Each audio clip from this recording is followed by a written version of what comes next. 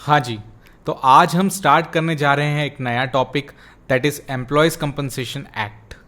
तो employees compensation act का genus जो है वो लॉ ऑफ टॉर्ट्स से निकल करके आता है। ये लॉ ऑफ टॉर्ट्स के नो फॉल्ट लायबिलिटी वाले प्रिंसिपल पर बेस्ड है।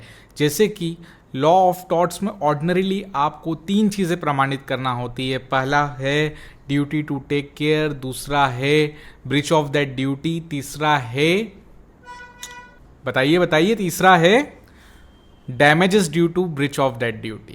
ये तीन चीज़ें आपको लॉ ऑफ टॉर्ट्स में प्रमाणित करना पड़ती है। नेग्लिजेंस ऑर्डिनरीली प्रमाणित करना पड़ता है लॉ ऑफ टॉर्ट्स में, लेकिन ये एक्ट, एम्प्लॉयज़ कंपनसेशन एक्ट, ये उस प्रिंसिपल पर आधारित है जिसे कहा जाता है नो फॉल्ट लायबिलिटी। जिसका मतलब है कि अगर आप किसी के लिए काम कर रहे हैं, किसी के एम्प्लॉयमेंट में हैं, और अगर कोई दुर्घटना कारित हो जाती है तो एम्प्लॉयर की ये ड्यूटी रहती है कि वो एम्प्लॉय का ध्यान रखे।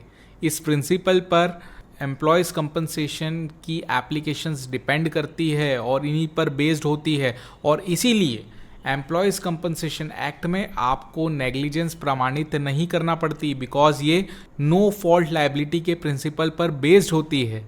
तो अगले सेशन में हम देखेंगे कि इसका बैकग्राउंड क्या रहा है, इसकी हिस्ट्री क्या रही है। तो जल्द ही मिलते हैं नेक्स्ट सीजन में।